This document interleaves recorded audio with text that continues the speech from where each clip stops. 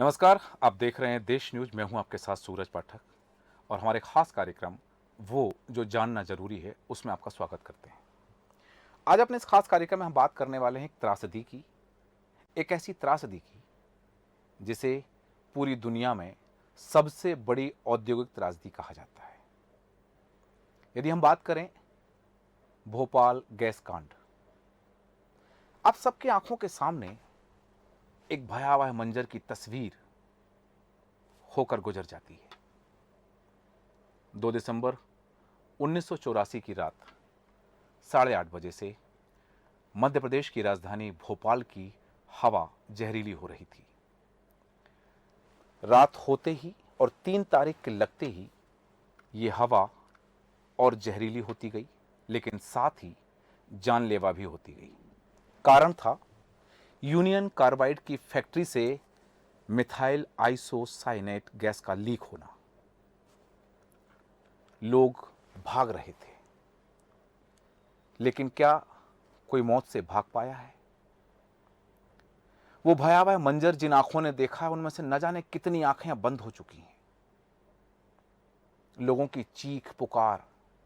मौत ने उम्र नहीं देखी, मौत ने जात नहीं देखी, मौत ने ये नहीं देखा कि ये महिला है या पुरुष है। मौत सबको अपने गले लगाते चली गई। गैस के लीक होने की वजह थी टैंकर नंबर E610 में जहरीली मिथाइल आइसोसाइनेट गैस का पानी में मिल जाना। इसमें टैंक में दबाव बन गया और टैंक खुल गया। फिर इससे निकली वो गैस जिसने हजारों की जान ले ली और लाखों को विकलांग बना दिया, जिसका दंश आज भी दिखाई पड़ता है। 39 साल पहले मिला ये जख्म भोपाल के लोगों की रगों में आज भी बहता है। न्याय की इंतजार में आज भी आंखें टकटकी लगाए देखती हैं। उन आंखों के आंसू सूखे नहीं हैं। आज भी इंतजार है कि भोपाल गैस त्रासदी के पीड़ित लोगों को न्याय मिले। न जाने कितने संगठन और कितने सामाजिक संगठनों ने इसके लिए आवाज उठाई।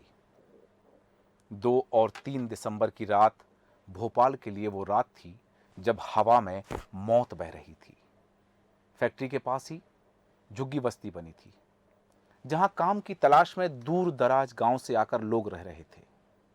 इन झुग्गी बस्तियों में रह रहे कुछ लोगों को तो नींद में ही मौत आ गई। उन्हें पता ही नहीं चला कि वो कब जिंदा थे और कब काल के गाल में समा गए। जब गैस धीरे धीरे लोगों के घरों में घुसने लगी तो लोग घबरा कर बाहर आए, लेकिन यहां तो हालात और भी ज्यादा खराब थे। किसी ने रास्ते में ही दम तोड़ दिया तो कोई हांफते हांफते ही मर गया। इस तरह के हादसे के लिए कोई तैयार नहीं था। कौन तैयार होगा? कौन इस बात के लिए तैयारी करके बैठेगा कि वो मरने वाला है?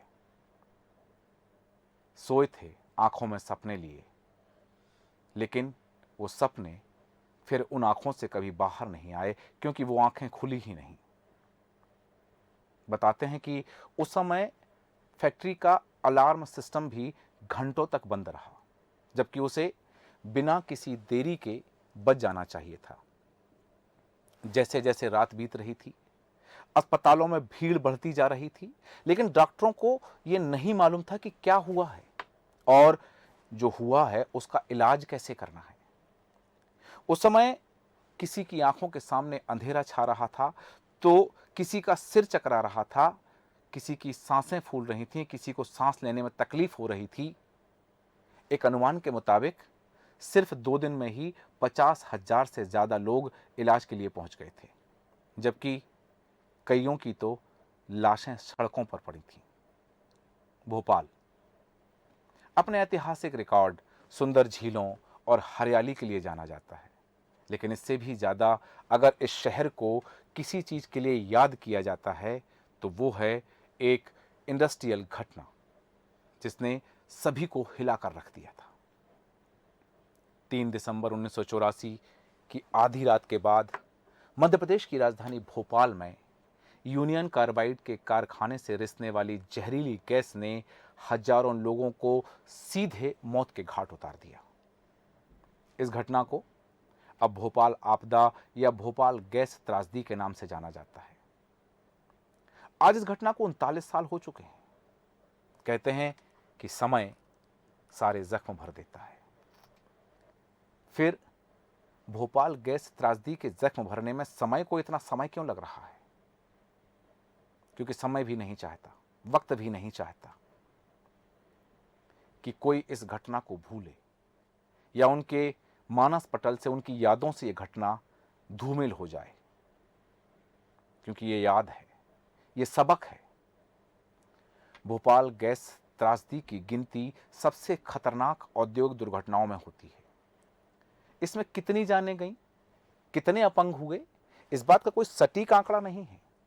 यदि बात करें सरकारी आंकड़ों के मुताबिक तो इस दुर्घटना में 3,787 लोगों की मौत हुई, जबकि 5,74,000 से ज्यादा लोग घायल हुए या अपंग हुए थे। दूसरी ओर सुप्रीम कोर्ट में पेश किए गए आंकड़ों में बताया गया कि दुर्घटना में 15,724 लोगों की जान गई। आंकड़े अलग हो सकते हैं, पर जाने तो गई हैं। लोगों ने अपनों को तो खोया है। इस हादसे का मुख्य आरोपी था वॉरेन एंडरसन, जो इस कंपनी का सीईओ था। 6 दिसंबर 1984 को एंडरसन को गिरफ्तार भी किया गया, लेकिन अगले ही दिन 7 दिसंबर को उन्हें सरकारी विमान से दिल्ली भेज दिया गया और वहां से वो अमेरिका चला गया। इस घटना के बाद एंडरसन कभी भारत लौटकर नहीं आया। कोर्ट ने उन्हें फरार घोषित कर दिया। 29 सितंबर 2014 को फ्लोरिडा के वीरो बीच पर 93 साल की उम्र में एंडरसन का निधन हो गया। गैस लीक होने के 8 घंटे बाद भोपाल को जहरीली गैस के असर से मुक्त मान लिया गया था, लेकिन 1984 में हुई इस घटना से मिले जख्म 39 साल बाद भी नहीं भरे हैं। भोपाल गैस कांड स्वतंत्र भारत के इतिहास की सबसे दर्दनाक त्रासदी है। यह 4 दशकों से चला आ रहा ऐसा जख्म है जो 39 साल बाद भी लोगों के जहन में ताजा है। 1984 भोपाल की केमिकल फैक्ट्री में हुए जहरीली गैस के रिसाव से रात को चंद घंटों में हजारों मासूम लोगों ने अपनी जान गंवा दी। इतना ही नहीं, त्रासदी का असर लोगों की अगली पीढ़ियों तक ने भुगता है और अभी भी भुगत रही हैं। मगर इस सबसे ज्यादा दुख की बात यह है कि हादसे के जिम्मेदार आरोपी को कभी सजा नहीं हुई। कैसे लीक हुई थी जहरीली गैस? एक समाचार पत्र की रिपोर्ट के अनुसार 2 दिसंबर की रात 8 बजे यूनियन कार्बाइड कारखाने में काम करने वाली रात की शिफ्ट शुरू हो चुकी थी। सुपरवाइजर और मजदूर अपना अपना काम कर रहे थे। 1 घंटे बाद लगभग 9 बजे के करीब 6 कर्मचारी भूमिगत टैंक जो जमीन के नीचे था उसकी पाइपलाइन की सफाई कर रहे थे। रात 10 बजे के करीब उस भूमिगत टैंक में रासायनिक प्रतिक्रिया शुरू हुई और एक साइड पाइप से टैंक E610 में पानी घुस गया। पानी घुसते ही केमिकल का रिएक्शन हुआ और इस बीच अचानक टैंक का तापमान बढ़कर 200 डिग्री सेल्सियस हो गया, जबकि इस टैंक का तापमान होना चाहिए था 4 या 5 डिग्री के बीच। रात 10:30 बजे टैंक से गैस पाइप के जरिए टावर से गैस का रिसाव शुरू हो गया और लगभग 45 मिनट में ही 40 मीट्रिक टन MIC का रिसाव हो गया। इसके बाद रात 12:15 बजे वहां पर मौजूद कर्मचारियों की घुटन से मौत होने लगी। इससे पहले कि कोई कुछ समझ पाता, उस समय खतरे का सायरन बजा। खतरे का सायरन क्या मौत को रोक सकता था? टैंक से भारी मात्रा में निकली जहरीली गैस पूरे शहर में फैल रही थी। जहरीली गैस की चपेट में भोपाल का पूरा दक्षिण पूर्वी इलाका आ चुका था। देखते ही देखते चारों तरफ लाशों का ढेर लगने लगा और उस अंबार से लोग अपनी जान बचाने के लिए गुजर रहे थे। कितनी मौतें हुई? क्या सरकार ने कुछ छिपाया? उस रात की अगली सुबह 3 दिसंबर तक हजारों लोग मौत की नींद सो चुके थे। मरने वालों की संख्या को लेकर एजेंसियों ने अलग अलग आंकड़े प्रस्तुत किए हैं और अलग अलग जगह पर अलग अलग आंकड़े सामने आते हैं, पर ये आंकड़े अब मायने नहीं रखते। मायने रखते हैं वो आंसू, मायने रखते हैं वो दर्द, मायने रखते हैं आंखों का वो खालीपन जो अब तक नहीं भर पाया है। हाँ, पहले आधिकारिक तौर पर मरने वालों की संख्या कुछ और बताई गई, फिर उसके बाद तत्कालीन सरकार, कांग्रेस सरकार थी उस समय मध्य प्रदेश में, सरकार ने बताया कि 3,787 लोगों के मरने की पुष्टि हुई। कुछ रिपोर्ट्स में दावा किया गया है कि इस हादसे में 8,000 से ज़्यादा लोगों की मौत तो 2 सप्ताह के अंदर हो गई थी और अन्य 8,000 से ज़्यादा लोग गैस रिसाव से फैली बीमारियों के कारण मारे गए। यहाँ गौर करने वाली बात यह भी है कि 2006 में ही मध्य प्रदेश सरकार के द्वारा कोर्ट में दिए गए हलफनामे में यह बताया गया कि गैस रिसाव में 5,58,125 लोग जख्मी हुए थे। उनमें से 38,478 लोग आंशिक तौर पर अस्थायी विकलांग हुए और 3,900 लोग स्थायी रूप से विकलांग हो गए थे और लगभग 2,000 जानवर भी इस हादसे में मौत के गाल में समा गए थे। सरकार को पता था जहरीली गैस के बारे में। दरअसल उस समय कुछ मीडिया रिपोर्ट्स के मुताबिक उस जमाने के एक पत्रकार थे, मैं यहाँ नाम लेना चाहूँगा उनका, वो पत्रकार थे राजकुमार केसवानी, जिन्होंने 1982 से 1984 के बीच इस कंपनी को लेकर एक बड़ा खुलासा किया था। अन्य कंपनियां कार्यबिल के उत्पादन के लिए कुछ अलग तरह की चीज़ें इस्तेमाल करती हैं, जबकि UCIL, union carbide India limited ने मिथाइल आइसोसाइनेट MIC गैस का इस्तेमाल किया। MIC एक जहरीली गैस है। चूंकि इसके इस्तेमाल से उत्पादन का खर्च काफ़ी कम हो जाता है, इसलिए UCIL ने इस जहरीली गैस को अपनाया। UCIL की फैक्ट्री में कीटनाशक तैयार किया जाता था। जिन पत्रकार का मैंने जिक्र किया, राजकुमार केसवानी, उन्होंने इस पूरे मामले पर तकरीबन 4 या 5 आर्टिकल लिखे थे और हर आर्टिकल में उन्होंने UCIL प्लांट के खतरे के बारे में लिखा था। इसके बाद भी सरकार ने उनकी बात को अनसुना कर दिया। कई बार बात आती है, कई बार सवाल आता है कि आखिर कौन था इस हादसे का जिम्मेदार, कौन था मुख्य आरोपी। यूनियन कार्बाइड इंडिया लिमिटेड का चेयरमैन वॉरेन एंडरसन इस त्रासदी का मुख्य आरोपी था, लेकिन उसे कभी सजा नहीं मिली। दरअसल 1 फरवरी 1992 को भोपाल के कोर्ट ने एंडरसन को फरार घोषित कर दिया। एंडरसन के खिलाफ कोर्ट ने 1992 और 2009 में 2 बार गैर जमानती वारंट भी जारी किया था, पर उसे गिरफ्तार नहीं किया जा सका। सरकारी गाड़ी से भगाने के आरोप की भी एक खबर थी और इस खबर के मुताबिक पुलिस और प्रशासन के 2 वरिष्ठ अधिकारियों ने वॉरेन एंडरसन को विशेष विमान तक सरकारी वाहन से खुद छोड़ा था। इस खबर की कितनी सत्यता है, इस पर कई बार जांच हुई है, जांच के कई बिंदु सामने आए हैं और इस पूरे मामले की जांच CBI से कराई गई थी। घटना की 3 साल तक जांच करने के बाद CBI ने वॉरेन एंडरसन सहित यूनियन कार्बाइड के 11 अधिकारियों के खिलाफ अदालत में चार्जशीट दाखिल की। वॉरेन एंडरसन को कभी भारत नहीं लाया जा सका। उसकी अनुपस्थिति में पूरा केस चला। जून 2010 में इस मामले में कोर्ट ने अपना फैसला सुनाया। फैसले में यूनियन कार्बाइड के अधिकारियों को जेल और जुर्माने की सजा सुनाई गई। अधिकारियों ने जुर्माना भरा और सेशन कोर्ट में अपील दायर कर दी। जब यह निर्णय आया था तब कई लोगों की आंखों में आंसू थे। कहते हैं कि भारतीय न्याय व्यवस्था में और भारतीय संविधान में न्यायपालिका सर्वोपरि है। न्यायालय ने चंद हजार रुपए का जुर्माना लगाया था। ये गैस पीड़ित लोगों के जख्मों पर मरहम का काम कितना किया नहीं पता, पर यह जरूर लगा लोगों को कि जख्मों पर नमक छिड़का गया है और वो टीस, वो दर्द एक बार फिर जाग गया। एक बार फिर आंखों में नमी आ गई, लोगों की पलकों की कोर गीली हो गई। तत्कालीन DM ने एक किताब लिखी है और किताब में पूरी कहानी लिखी है। भोपाल गैस कांड के समय कलेक्टर रहे मोती सिंह ने अपनी एक किताब भोपाल गैस त्रासदी का सच उसमें इस बात को उजागर किया है जिसके चलते वॉरेन एंडरसन को भोपाल से जमानत देकर भगाया गया। मोती सिंह ने अपनी किताब में पूरे घटनाक्रम का उल्लेख किया है और उल्लेख करते हुए लिखा है कि वॉरेन एंडरसन को कांग्रेस के नेता अर्जुन सिंह के आदेश पर छोड़ा गया था। यहां गौर करने वाली बात यह है कि अर्जुन सिंह उस समय मध्य प्रदेश के मुख्यमंत्री हुआ करते थे और राज्य में कांग्रेस की सरकार थी।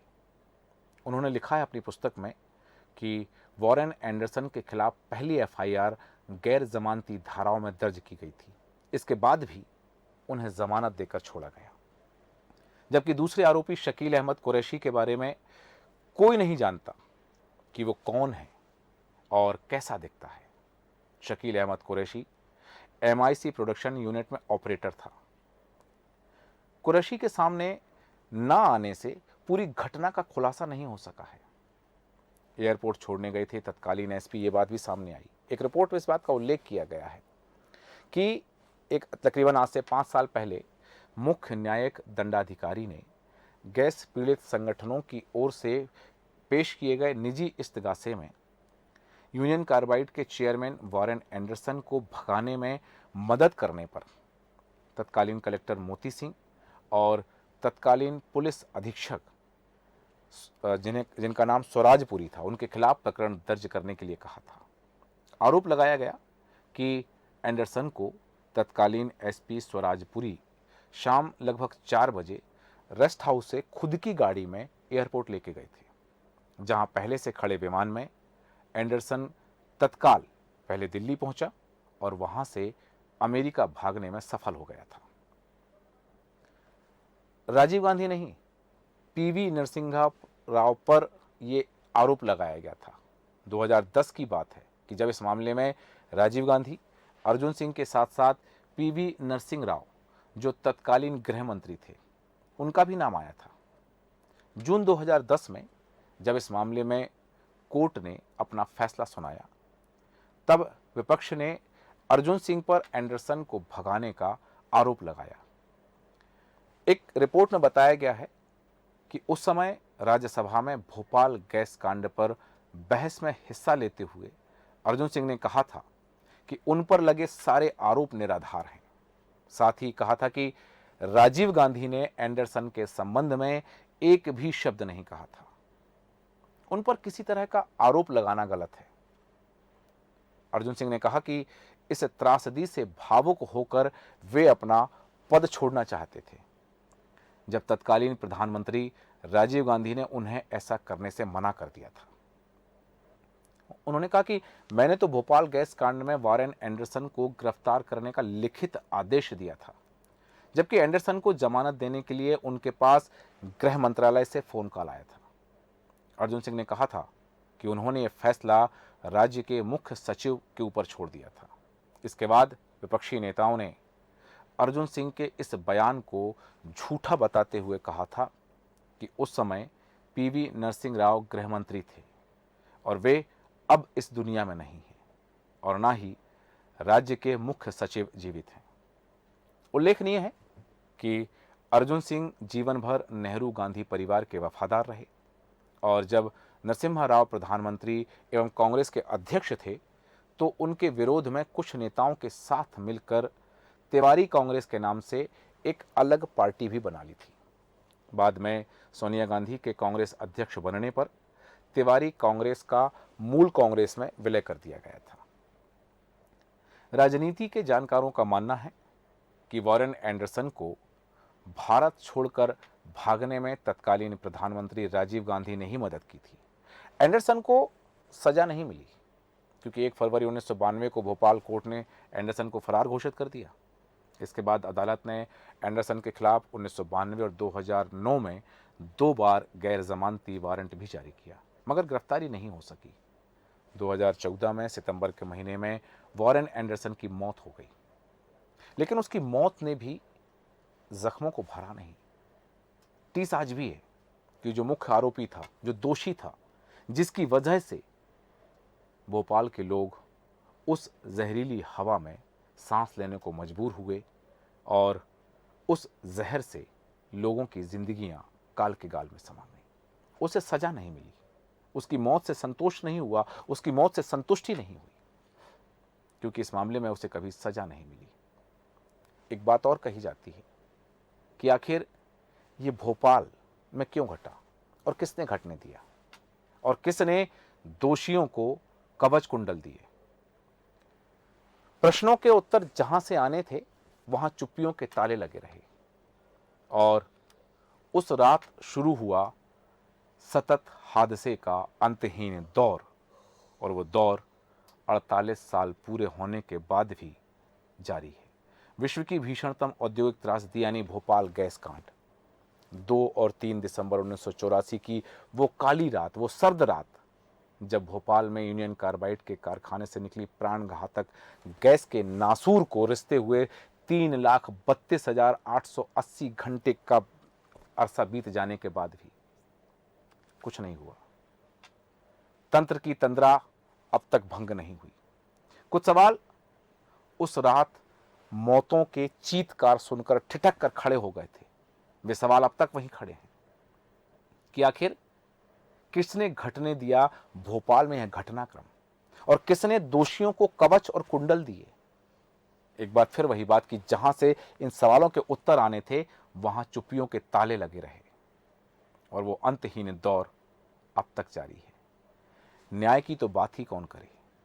जिंदा लोग बच गए थे जो, वो अपने सीने में दफन गैस को पीढ़ी दर पीढ़ी सौंपते हुए चले आ रहे हैं और ये अभिशाप वो एक पीढ़ी से दूसरी पीढ़ी को दे रहे हैं।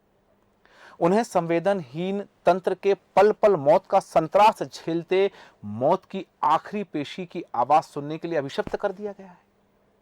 और सबसे खतरनाक बात तो यह है कि हमने भोपाल से कोई सबक नहीं लिया।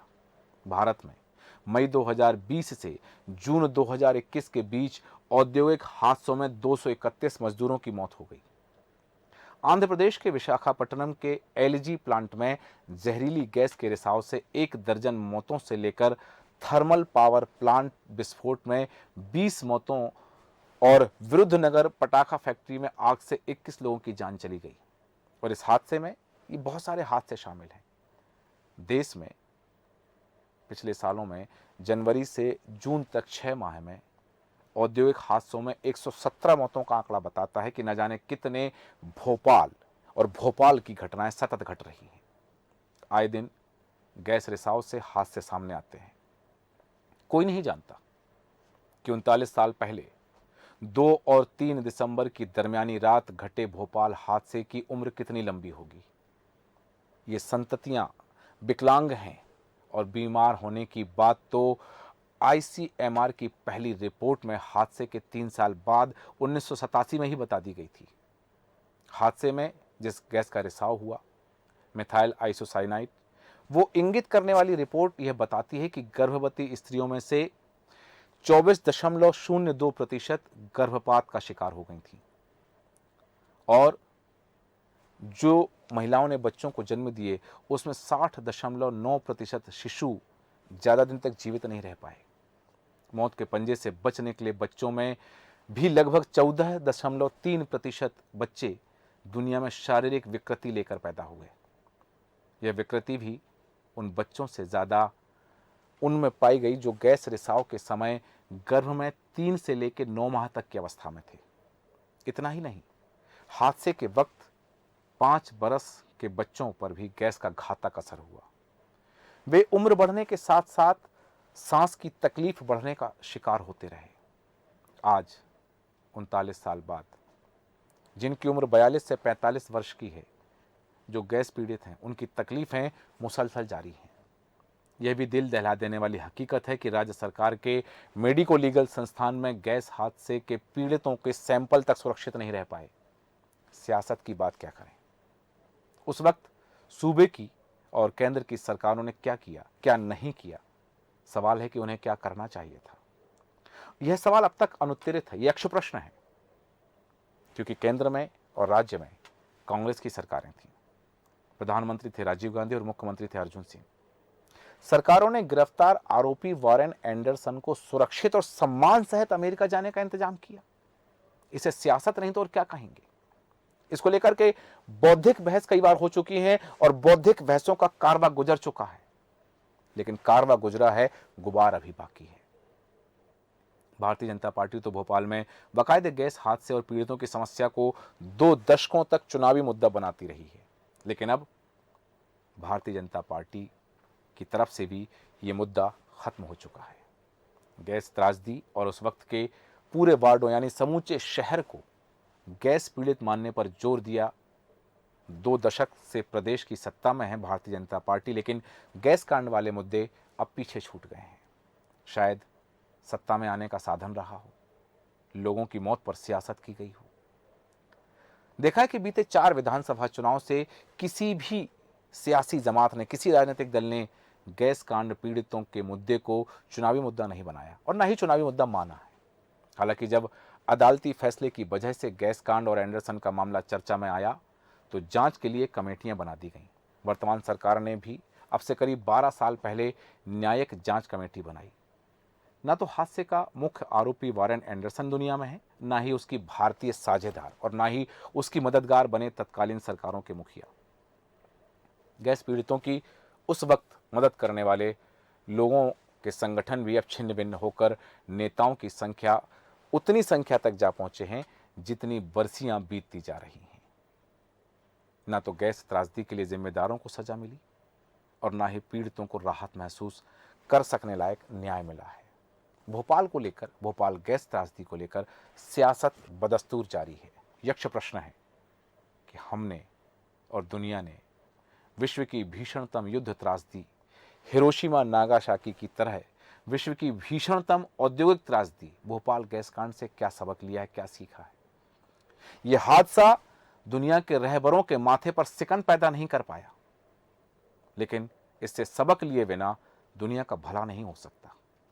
गैस त्रासदी में एक रात में काल कवलित हुए 3,500 और 38 साल से लगातार जारी 39 साल से लगातार जारी हादसे में तिल तिल कर मरने वाले वो करीब 45,000 लोगों को सही मायने में श्रद्धांजलि यदि है तो सिर्फ यही है कि जो बचे हैं उन्हें बेहतर इलाज मिले।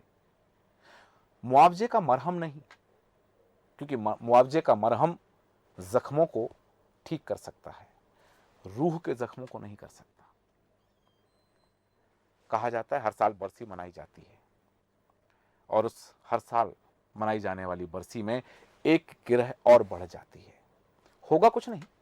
हालांकि यह भी हौलनाक, खौफनाक सच है कि गैस कांड की बरसी पर मातम के लिए जुटने वालों की तादाद भोपाल की आबादी में सैकड़ों से ज्यादा नहीं बची, जबकि भोपाल की आबादी लाखों है। जाहिर है कि जो उस हादसे के बाद पैदा हुए उन्हें कोई लेना देना नहीं। हाँ, लेना देना उन्हें है जिन्होंने इस हादसे में अपना सब कुछ खोया। लेना देना उन्हें है जो आज भी उस असहनीय दर्द को झेल रहे हैं जिसकी टीस आज भी महसूस होती है। वो दर्दनाक चीखें शायद उन कानों में अभी भी गूंज रही होंगी जिन कानों ने वो चीखें सुनी हैं। जो मौत से बचने के लिए भागे हैं उनके पैरों में कपकपाहट अभी भी होगी, लेकिन क्या वो बच पाए? क्या उन आंखों की नमी, उन आंखों के आंसू सूख पाए जिन्होंने इस हादसे को झेला है और जिन्होंने अपना सब कुछ खो दिया? क्या मुआवजा या सियासत उन्हें कुछ भी दिला पाई? सवाल दर सवाल, यक्ष प्रश्न। आज 39 साल बाद सवाल जहां के तहां है, जहां से सवाल आने हैं वहां मौन का ताला लगा है। हम एक बार फिर इस हादसे में जिन्होंने अपना सब कुछ खोया, जान गंवाई है, उन्हें श्रद्धांजलि तो दे सकते हैं, पर क्या यह श्रद्धांजलि का सिलसिला 39 साल से चला आ रहा है और आने वाले और 39 साल चलेगा? कि हम उस एक स्टैच्यू के पास खड़े हो जाएं, इस हादसे में जान गंवाने वालों को श्रद्धांजलि दे दें? इतनी ही हमारी जिम्मेदारी है, यही हम करते आए और यही करेंगे। यदि इससे बढ़ के हमारे अंदर मानवता है, हमारे अंदर इंसानियत है, तो जो हो चुका है उसे बदला नहीं जा सकता, पर जो होने वाला है उसे बदलने की कोशिश कर सकते हैं। भारत में ही नहीं, दुनिया में कहीं कोई ऐसी घटना ना हो इसके लिए सुरक्षा के उपाय करें। और भोपाल गैस त्रासदी